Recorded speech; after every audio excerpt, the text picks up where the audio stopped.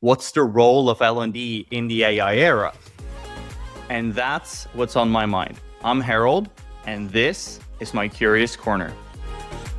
I really wanted to start a podcast as I was speaking to different learning and development leaders who all had very different takes in the current time we're in. Some were very positive, some were reluctant to see where technology is going, and wanted to provide different perspectives and go down different rabbit holes to have a reassuring perspective that we're all trying to figure things out, that we're all trying to ask questions and be curious in today's time. And in that regard, I wanted to speak to Lori Niles-Hofmann, one of the leading voices in our space. Lori's had a finger on the pulse for the past 25 years, what's going on in terms of technology and where things are going. She recently wrote her book, 8 Levers of EdTech Transformation, which I highly recommend anyone checking out. And she's really providing a map of how you can navigate your role as L&D in the AI era. So we're going to go into different topics from what's the role of L&D, where are people tripping up, what are some of the opportunities, and what are maybe some things that people aren't thinking about that they really should be thinking about. So this will be a free-flowing, interesting conversation about the role of L&D in the age of AI. Hey, Lori, thanks for joining the pod. It is absolutely my pleasure. Wonderful to be here, Harald. Thank you.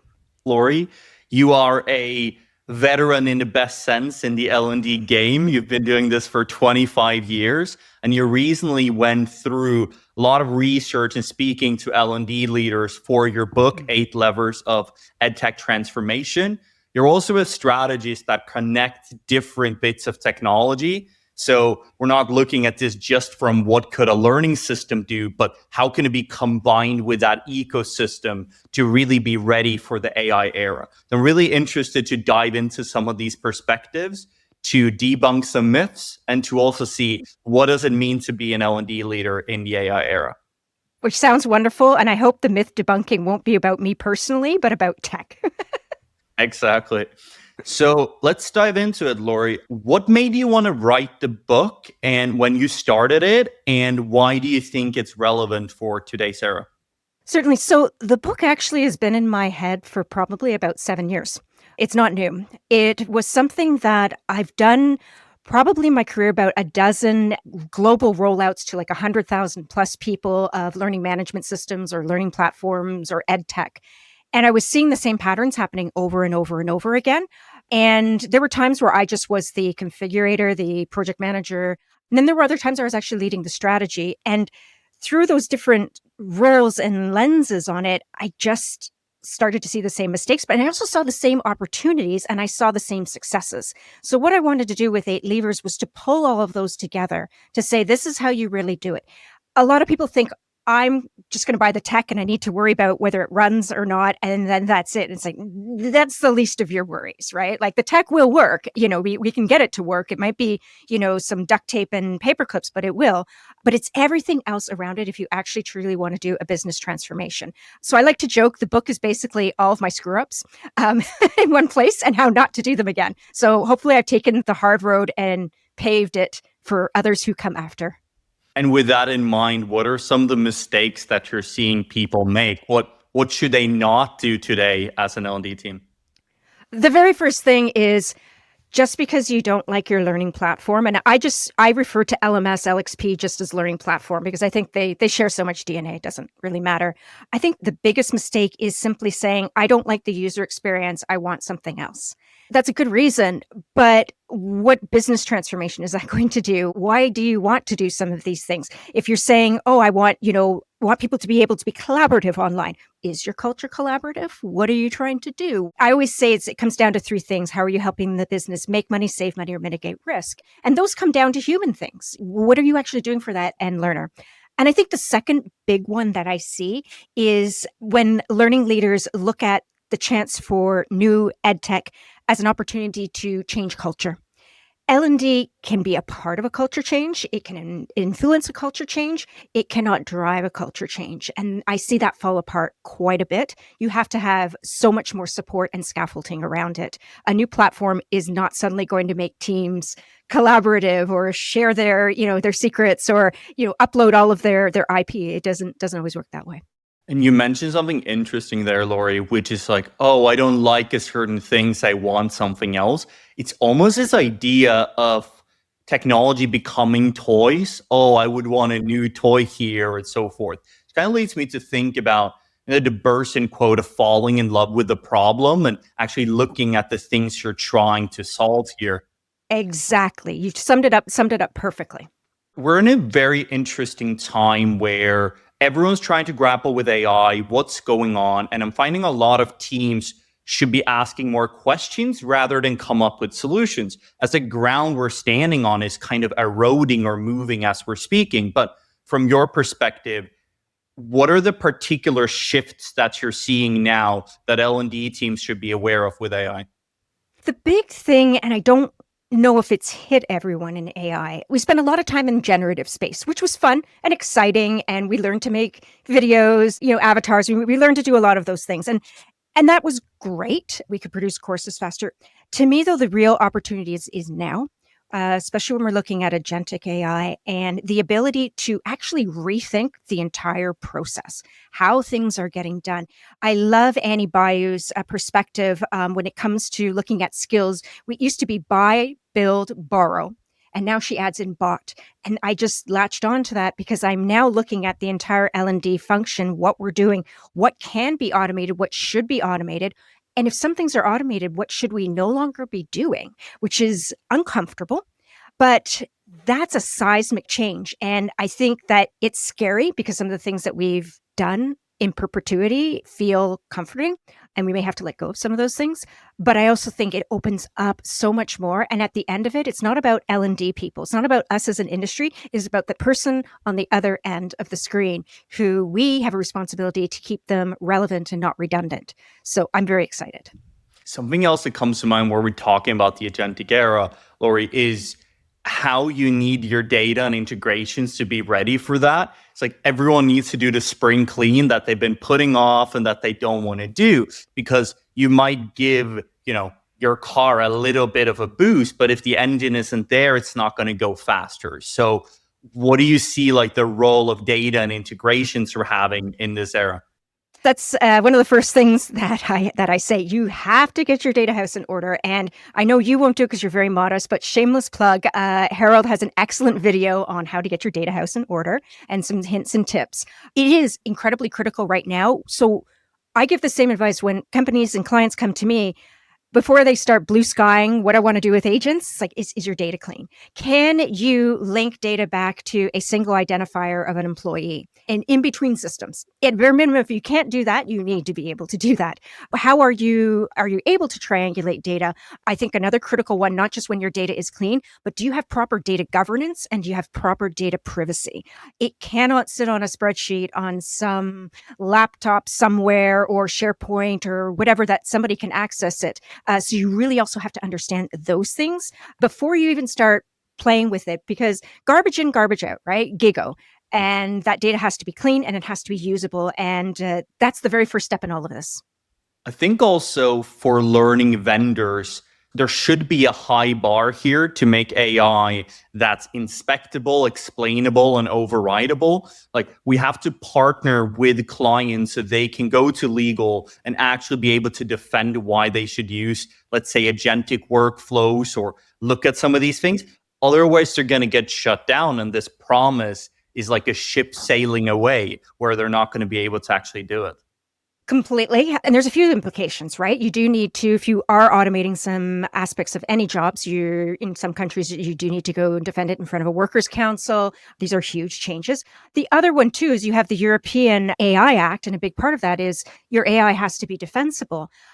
We may think we're just talking about learning and people taking courses and la, la, la, la, la. It's, it's fun. It's what we did in school. It's playing with, learning and whatnot. But the path that we're going on is actually every piece of learning somebody takes or interaction or scenario practice is actually preparing them for possible career trajectories, to be identified for internal mobility. There's more at stake in a lot of ways. And I think we need to be explicit about that. And we need to be able to defend who is getting certain learning opportunities and where that data is going and how it's being used within a company. It's critical. It's not just who completed what.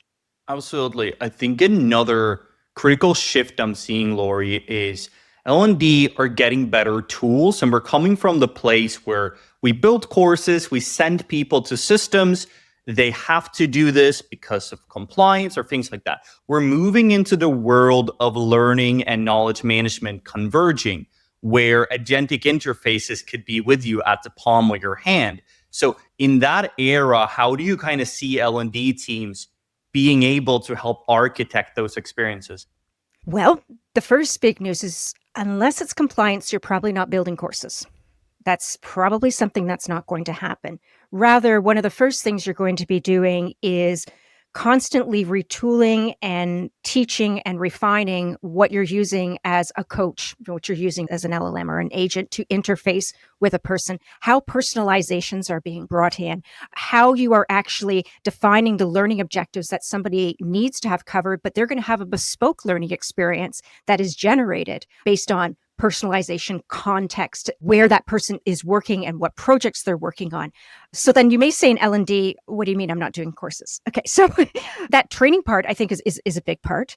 The second part is a learning experience architect. And some people use orchestrator. I've heard that term. Orchestrator comes a lot from how marketing is looking at it. And I'm not a smart mouse. This is coming from marketing.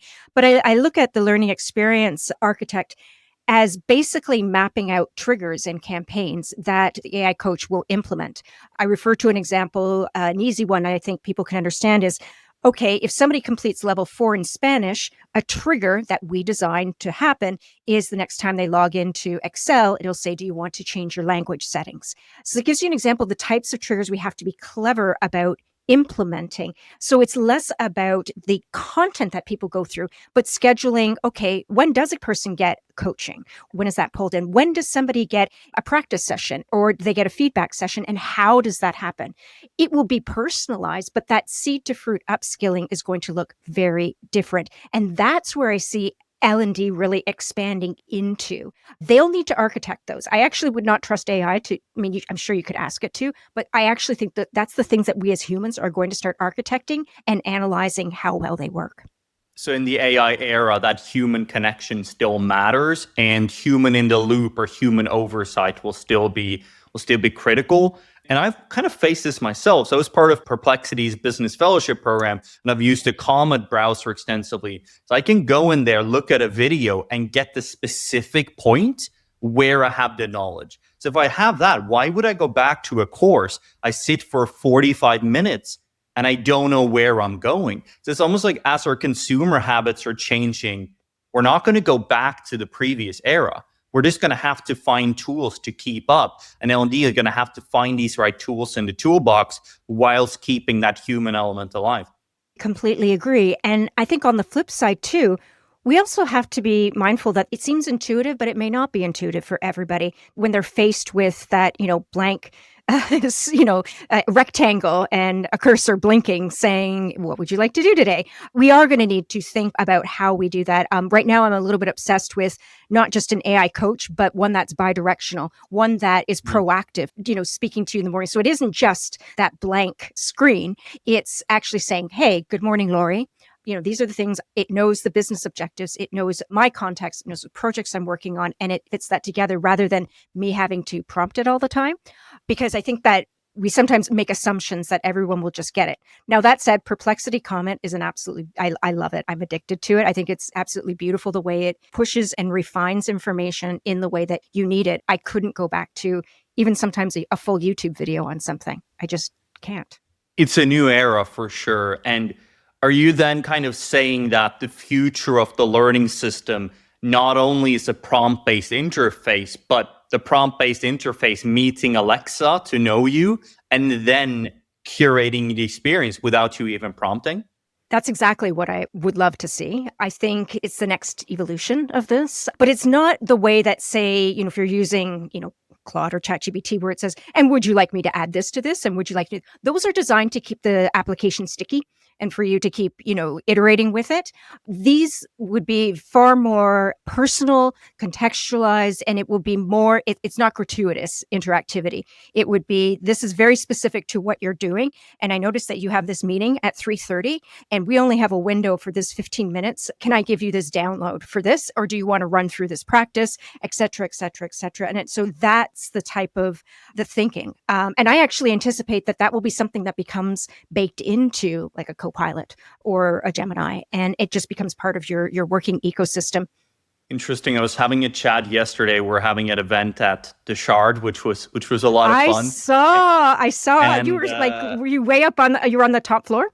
Yeah, we were. Yeah. Which my younger self, who was scared of heights, I got over that. But it was a fun time. And I was chatting with Dr. Ashwin Mehta, who foreshadowing might or may not be a guest here, and he said the promise of if learning systems are going to be as effective as ChatGPT style tools, you need to imagine you're in a factory and you're asking which button do I push, left or right, and it gives that answer instantaneously. That's knowledge in your pocket, not, hey, do this course once a year. Like, to keep up and to be able to drive our behaviors. That's the bar we're essentially seeing. Exactly. And that's why I think we need to have that bi-directional, the two-way conversation where the coach is actually prompting you in a meaningful way. It's almost like a teacher saying, hey, there's some homework here, there's this, there's that. I'm not saying we can't rely on a person to know. I don't want that person not to have agency. You could override it and say, I don't have time. I'm going to have a coffee and I'm not going to do this 15 minutes of whatever. But you still need to have some of that direction. I think that's also important because to me, in a way, we would be going backwards. It would be the same as putting somebody in front of a course library and saying, take whatever you want. That is really the same experience when they're just faced with the rectangle, right? And the bar to say, we'll do whatever you want. It's exciting, but let's make it meaningful. Absolutely. And so I want to kind of ask you a two-folded question, and I want to use the book as a bit of a compass to navigate this. So we're talking about the future of learning systems, and it's great to be talking of this as two learning nerds who want to see this happen. The reality is a lot of teams are going to face roadblocks. There's going to be issues around change management, data and governance, legal teams shutting it down. So I wanted to see if you could mention, let's say, 3 hurdles and how you could use the levers from your book, maybe pair a challenge with or a hurdle with a lever and see how you could use that from the book to navigate it.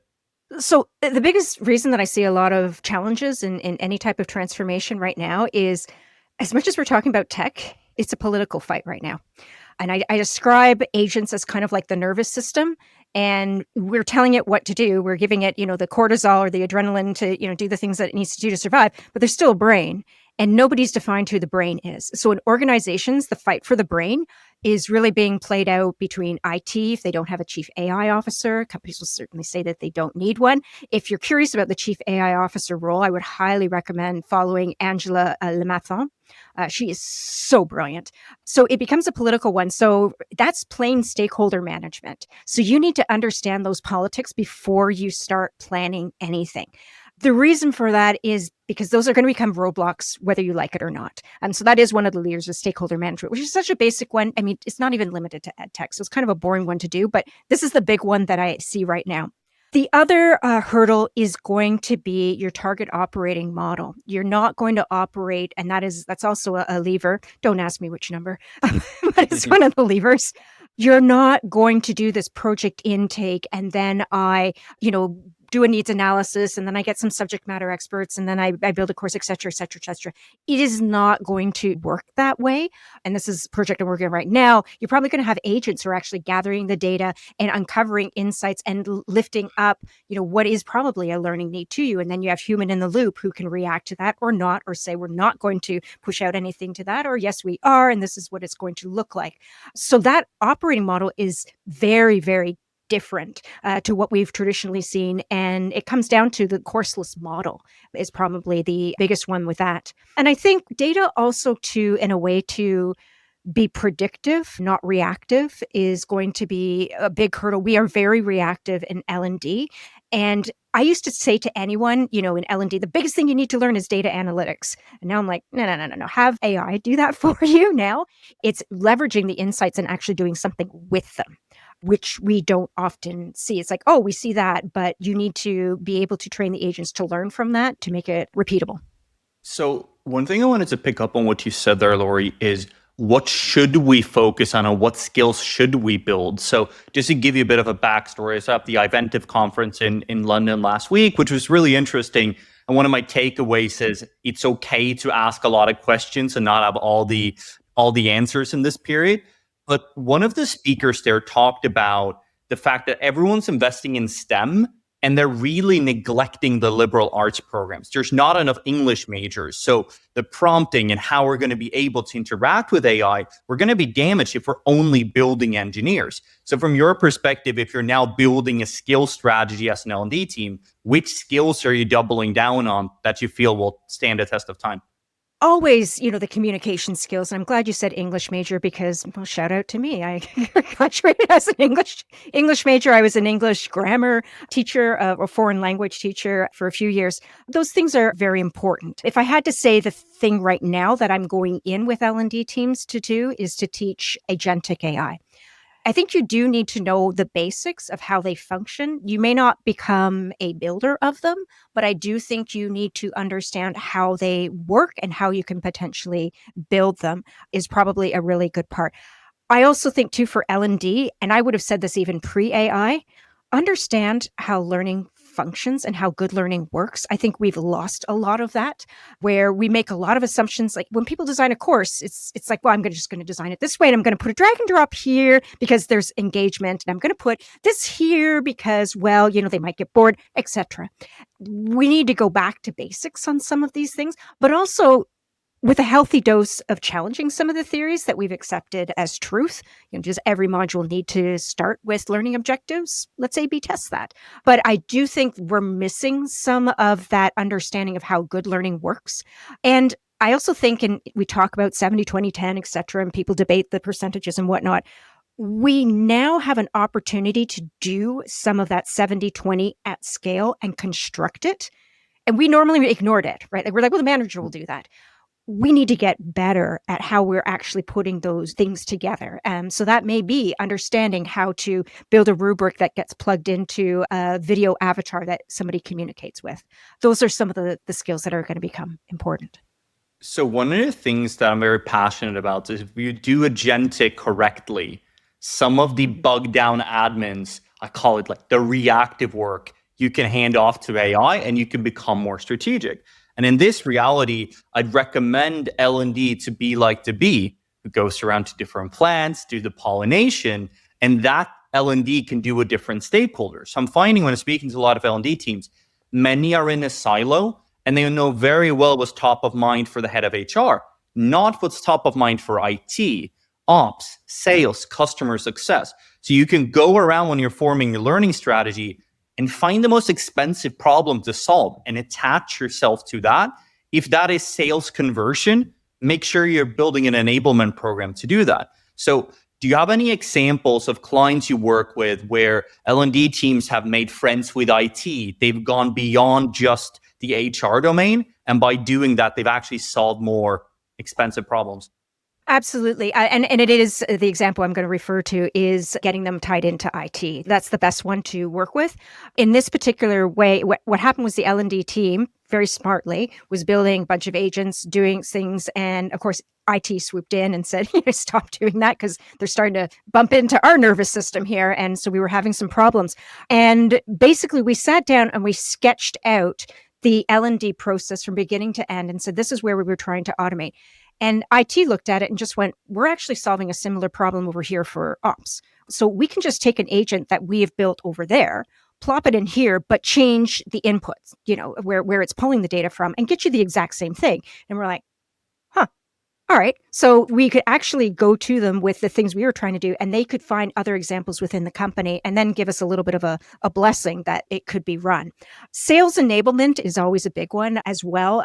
We do tons of things with them, right now. So it's always a really good partnership. And shout out to for L&Ds looking for successful case studies. In sales, you do have that metric of whether they've succeeded or not. Is there a sale or not, right? Or you can, if you're recording calls via, I don't like mentioning tools, but a Gong or a Jiminy, you're able to see, is successfully implementing. There's a lot of data that you can go into it to see how it's working. Another place too that we've had some successes is actually with procurement and understanding, how fast they need to be upskilled on tech that they are purchasing and how we can actually work with them.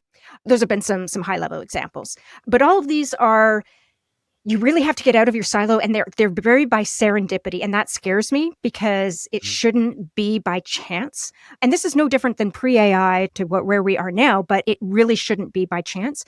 So anyone in L&D, I highly encourage you. You need to get your shareholder prospectus if you're a publicly traded company. You need to go to the PMO, the project management office, find out which projects are funded exactly to your point, which ones are big, and get attached to it. Find out what they're trying to solve. They are ultimately going to come to you at the end of it and say, we need learning. That's going to happen. So you might as well get ahead of it. So those are things to do in advance. So if you, Lori, are, let's say you're new to L&D or you're recently promoted as a head of L&D or a chief learning officer, you're meant to build a plan for the next 12, 24, 36 months. What would you do and where would you focus your efforts to ensure you can have an impact, but you can also follow the wave of where technology is going? Very first thing, which we've touched on, know the KPIs of your business. Where is the business going? Know the direction and be very clear about that, and find out who owns each one of those threads and exactly where they are on that, if they are meeting benchmark or if they're struggling. It's the very first thing that I'm going to be doing. The second thing is I'm going to be looking deep into the current stack that I have. What tools am I actually able to get access to? I'm going to do an audit on what is being used and what's not being used. I'm going to clear out the things that are not being used. This could be a double-edged sword because first thing I can guarantee I'm going to get rid of is a content library that I've probably paid, a million quid for, and I'm going to feel like it's not being used. Not so fast. I would be looking at the quality of that and saying, can I put middleware on top of that to potentially scrape the SCORM and put it in? For example, if I still have licenses with it and they allow me, I would put a SCORM layer, a scraper layer on top of that to then be able to pull that out and combine it with knowledge management. Those things I'd be looking at. So that audit function. Knowledge management. I want to find out how their data is structured. Where are they storing it? How do they actually file it and collate it? And what are they using and how are people interacting with knowledge management? If knowledge management doesn't have that agent interface or that prompt interface, we're going to go in that together and we're going to have that conversation together to see. So it's going to only be half of my budget and half of theirs. The other thing I'm going to be looking at is I'm going to secure budget for the upskilling of my own team. Not just budget for securing the rest of the organization. My team is going to need upskilling no matter who they are. I always say it's a law of thirds. A third are going to be already there playing with agents in their spare time and, reading and taking webinars and all that. And then there's going to be a third who know they want to change, but doesn't know the direction. There's also going to be a third who's not going to be happy with what we're moving to in the future. So I am going to need to procure or secure budget that's going to upskill them effectively. And I'm probably going to need to think about an org redesign, particularly as my target operating model changes and how I need to rethink that. The other thing that I'm also going to do is I'm going to talk to project management and see what tools they're also already using, because I'm going to need to operationalize what I have. So I typically use, there's a really good, again, I don't like naming names, but I've used Workfront by Adobe. Some of that tech is a really good way to help organize and structure what we're doing. But I'm going to have a lot of data on how my business is actually running and basically how I'm going to make the most of efficiencies and map back what that user experience is going to look like. I think that's, if I had to land on my final thing, I'm going to look at the user experience from when they're hired or pre-hired even all the way to retire, and what are all the intersections and how do we need to rethink them? Yeah, it's interesting what you're saying, Lori, because a lot of times when I'm speaking to L&D leaders, there's this notion that they're holding the keys to learning, which I think is fundamentally wrong, because people are learning whether they're going where you're holding learning or not. So in this AI era, are you seeing that knowledge will be agentic interfaces, it will be where we live, and that L&D teams essentially should, I guess, make more keys rather than hold it themselves? Make more keys, exactly. And I know it's painful. I know it is, but that's the direction we have to go in because people will bypass us. We used to worry in L&D, I'm old enough to remember, we used to worry about YouTube. Who's going to take our learning content if everything can be learned on YouTube? Well, eventually we just pull YouTube into our own ecosystems, right? And we can do something with it. This is the same way. Who's going to go to an LMS when they can go to Anthropic or Claude or, whatever, ChatGPT, and get a bespoke experience? I think that's why we have to focus on whatever that interface is, has to be so highly trained that it's delivering high impact feedback, learning experiences that do actually challenge rivals that they may see online, and that it has memory's tough in AI, but it has the memory too to be able to personalize and contextualize. That to me is where I see us adding the most value. In line with that, should it be changed the name from L&D? Is it an outdated name in today's era? Should it be just enablement, knowledge? Probably, but I think that's navel gazing in some ways. Like, I think that's, I get it. And I know branding's important, but to me, this feels like the least of our worries to spend time and money on. And if I went to my C-suite and said, I want to change the name of my department, what is that going to do? So I just think we have bigger issues. If somebody wants to take that on, go forward, go forth and prosper. But I don't worry too much about that because I just picture us all in a room and spending a lot of cycles debating on what we should be called and then going to conferences that we debated again. Let's just get going. I completely agree. And I listened to you and a shout out that you were on the Learning Hack podcast with John Helmer, which I'm a big fan of. And you said it's a red flag if you take on a client relationship, if you go to a workshop and they spend 2 hours debating what a skill is. It's like, whilst we do this, the world's moving on. Like, who cares what it's called? It's what impact are we having? That's the main aim. Exactly. And I know that there are clients who really want that. They're not the ones for me. And I try and, move them to another vendor who's going to be able to do that. But yeah, we have to watch that. It's not saying we can have no structure, but there's just things we got to move on about. So, fun question. You have a magic wand and you can throw 3 things from L&D on the fire and you can focus on 3 things that we should do more of. What things do you want to have die and what things would you want to see more of? I think the whole notion that a course is structured as a course, and I don't mean that just because we're not building courses. I mean also how we are going to train our interface, our coach themselves, so that we're not delivering it in the same textbook format that we've always done. That's one thing I would definitely get rid of because I don't think we've ever had the data to determine that is the best way that people learn. To me, it's artificial. I would definitely get rid of, and I mean, this is going to go into what I think is positive, is, the sheep dip programs that everybody has to take. We don't need to take them. They don't work. They have to be personalized.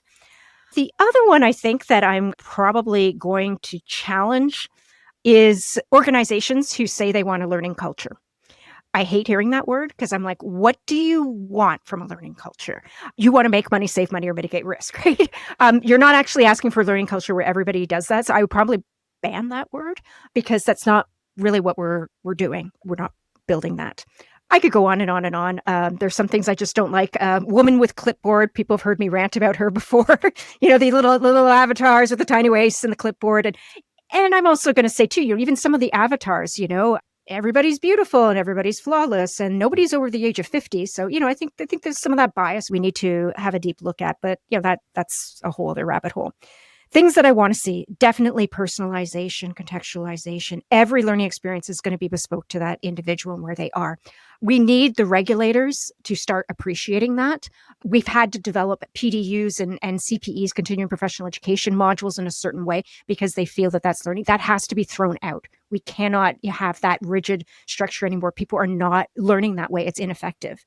And I think the other one is that there still needs to be human in there. I don't think classroom's going to go away. I don't think, and I do actually think we're going to have to add more of that in meaningful ways. I find I would prefer to talk to my ChatGPT therapist, her name's Marin, that I would prefer to a human, just because that's me. But I think we have to understand the rate of change and adoption for that person on the other side. And there's going to become a tipping point where people will feel as though they're not being invested in because it is a quote unquote cheaper version. There's an excellent white paper put out by Sponge Learning on Generation Numb. And it was eye-opening to me and so well written. Huge shout out to them. And I think we have to be very mindful of that numbness that people are going through. Yeah, there might be a point where we get annoyed by the avatars and that prompting idea, which was what you mentioned earlier. Like the coach knowing me would be really refreshing. Like, for example, if you've gone to customer service departments, saying the same thing to an agent 8 times becomes really annoying. Like you'd want them to understand based on certain information. So that may be something to consider as well. From my side, what would I throw on the bonfire? I want to hear these. I want to hear these. Jargon Yeah. with no value. We talked about it. I would say experimentation without purpose. Yes, experimentation is good, but there's so much dabbling without knowing where we're going. You need a North Star. Like if you're just prompting, that's great, but you need to know where you're going. You may end up solving the wrong problem faster if you don't know which problem you're solving. And actually, you think, oh, AI is going to help me. It may put you several steps back by building a bunch of content that people don't want, that's not relevant to them. So know where that is. And I would say the L&D bubble. L&D needs to get out of the bubble and needs to find the most expensive problems in the organization and make sure that you're solving them. So what would I want to see more of? L&D making friends with IT and riding along that kind of AI strategy wave. Deeper audience analysis, not just knowing your learner, but really thinking and focusing on the end user experience. Where are they? Where do they live? How do I craft a experience that's on par, if not better than ChatGPT? Because that's really where the level is. And I would also say it's very often to overestimate what's going to come in 6 months and underestimate what's going to come in 6 years. So thinking, it's very common nowadays to say, oh, I can't think about the future because it's moving so fast. Well, you can think 1, 2, 3 years. So being willing to adapt and be flexible, but also not just focusing on the very interim, but actually longer term. For example, human skills are going to be relevant in the future. It's not all going to go away. We'll still have compliance. We'll still have physical training. So a lot of these things and hype is this won't exist. I think that's a bit BS, but it's going to definitely, the role of L&D is going to change in a lot of ways. Which is always why I love sparring with you, Harald, because you always make me think in different ways and you just have such a vast knowledge of tech. And I know you talk to so many different companies on different parts of their journey. So I really love that you're breaking it down because I think there's analysis paralysis right now for a lot of companies. I don't know if you're seeing that where there's a tangible fear, with right now. And even just saying, well, what would 6 years look like? Having that deep thought is overwhelming, but I also think it's important to really be thinking about the future. So I'm going down different rabbit holes, Lori, in this podcast and speaking to different folks from different parts of L&D. People who are contrarian and think it may not exist, people who are practitioners, people who may like to keep certain things that's been from the past. What's kind of one question I should be asking different people about the role of L&D in the AI era? How are you using AI to learn? How they're improving themselves and upskilling themselves. Yep. Because that to me says a lot. I see a lot of transformations where I'm ashamed to say it, the C-suites never even turned it on. They're not using Copilot. You cannot do that. You have to be in the environments that your people are in, and you need to be using it yourself. And I don't mean just AI to learn, like to design learning. I mean, how are you using AI? Like what skills are you developing with it in your personal life or in your professional? But you need to be in and have your fingers into this. It's not something for others. Yeah, that's interesting. Almost that accountability to do it yourself. And if you're not doing it, how could you expect others to follow along that journey? So be that example and keep the growth mindset as a leader and navigate that journey for the organization. Well, is that, and also to understand how long, you'll have a better appreciation for how long it takes to really adopt some of these habits. You'll have a better appreciation for, wow, that was really hard because I couldn't find this, and this was not great. You just have more of an understanding. And I think that that's sometimes really lacking. And I see that in a lot of strategies that, come from up top and in companies, and it's sort of like experiment and figure it out. It's okay. That's not a strategy. So yeah, it's how are you using it? How are you using AI to learn? Amazing. So we'll wrap the discussion there for now, Lori. I highly recommend everyone to check out Lori's book. It provides a really interesting compass to navigate your role within L&D, to look at the different levers to create change in your organization, and to really navigate in this AI era so you can actually be ready for the future of work. So thank you so much, Lori. Appreciated your time today. The thanks is all mine, Harold. It's always a wonderful conversation with you, and I love how you challenge, and I just love your perspective. It's always, always an honor. So thank you very much. Cheers. Cheers.